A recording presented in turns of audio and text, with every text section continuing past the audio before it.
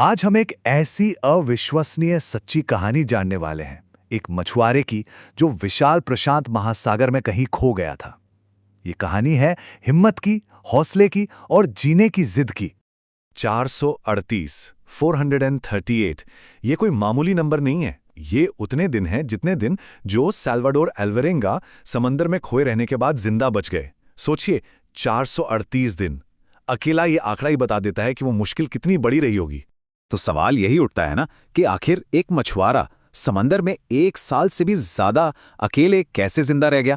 आज इसी की पड़ताल करेंगे। तो चलिए कहानी की शुरुआत से शुरू करते हैं। बात है 17 नवंबर 2012 की।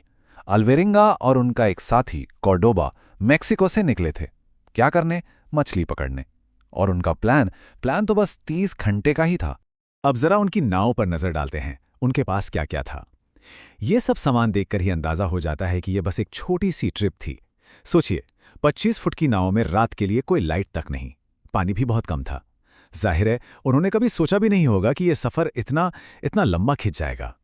और फिर सब कुछ बदल गया। अचानक एक जबरदस्त तूफान आया और एक एक करके उनके पास जो कुछ भी था सब बेकार होता गया। पहले नाव का मोटर खराब हुआ, फिर पानी से जीपीएस ट्रैकर भी गया और कुछ देर बाद रेडियो ने भी काम करना बंद कर दिया। 5 दिन तक वो तूफान चला और जब वो थमा तब तक वो खुले समंदर में बिल्कुल बेसहारा हो चुके थे। अब यहां से असली संघर्ष की शुरुआत होती है। जब यह एहसास हो जाए कि कोई मदद नहीं आने वाली, तब जिंदा रहना ही अकेला मकसद बन जाता है।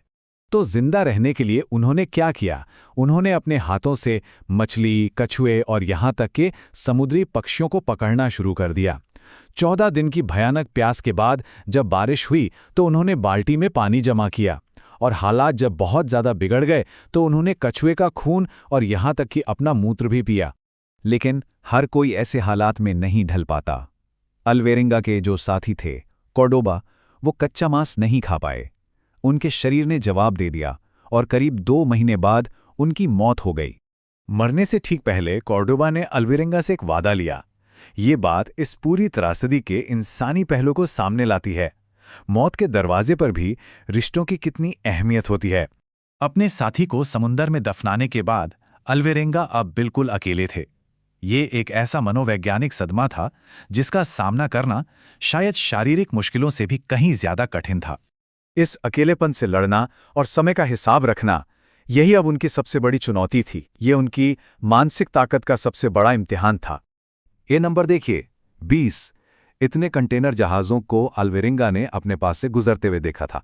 20 बार उम्मीद की एक किरण जगी, पर हर बार वो उम्मीद टूट गई। सोचिए, एक विशाल जहाज के सामने उनकी छोटी सी नाव क्या थी? लकड़ी का एक टुकड़ा, किसी की नजर ही नहीं पड़ी। और हर बार मदद को इतने करीब से गुजरते देखना कितना दिल तोड़ने वाला रहा होगा। अच्छा, जब बाहर की दुनिया से कोई नाता ही नहीं था तो अल्वेरेंगा ने समय का हिसाब कैसे रखा होगा? उन्होंने वो तरीका अपनाया जो उनके दादा ने उन्हें बचपन में सिखाया था, चांद को देखकर। उन्होंने पूरे 15 चंद्र चक्र गिने, हर चक्र मतलब करीब 1 महीना। इस तरह उन्हें पता चला कि उन्हें समंदर में भटकते हुए लगभग 15 महीने हो चुके हैं। और फिर 1 साल से ज्यादा वक्त के बाद, जब शायद सारी उम्मीदें दम तोड़ रही थीं, तब उन्हें जिंदगी का एक संकेत मिला। एक ऐसा संकेत जिसने उनकी जीने की इच्छा को फिर से जिंदा कर दिया। ये एक बहुत बड़ा मोड़ था। उन्होंने आसमान में समुद्री पक्षी नहीं बल्कि जमीनी पक्षी देखे, और इसका एक ही मतलब था कि जमीन कहीं आसपास ही है। और जल्द ही उन्हें जमीन दिखी भी। ये स्लाइड दिखाती है कि वो असल में कितनी दूर बहकर आ गए थे।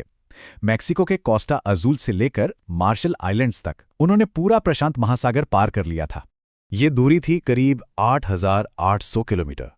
आप बस इस दूरी के पैमाने से ही उनके सफर की अविश्वसनीयता का अंदाजा लगा सकते हैं। अब कहानी अपने आखिरी पड़ाव पर है। जब वो वापस इंसानी दुनिया में लौटे, उनका बचाव हुआ और दुनिया को उनकी कहानी पता चली। तो हुआ ये कि 30 जनवरी 2014 को उन्हें बचा लिया गया। उनके नाम समंदर में सबसे ज्यादा दिन जिंदा रहने का वर्ल्ड रिकॉर्ड दर्ज हुआ। बाद में उनकी कहानी पर 438 डेज नाम की एक किताब भी लिखी गई। पर उन्हें अपने साथी कॉर्डोबा के परिवार की तरफ से एक मुकदमे का भी सामना करना पड़ा। जब उनसे पूछा गया कि वो कैसे बचें, तो उनका जवाब बस इतना था, ये उनके अटूट विश्वास और हिम्मत को दिखाता है। अल्वेरेंगा की कहानी हमें बहुत कुछ सिखाती है, पर एक बड़ा सवाल भी छोड़ जाती है कि इंसान की सहनशक्ति की, उसकी हिम्मत की असली सीमा क्या हो सकती है। इस पर सोचने की जरूरत है।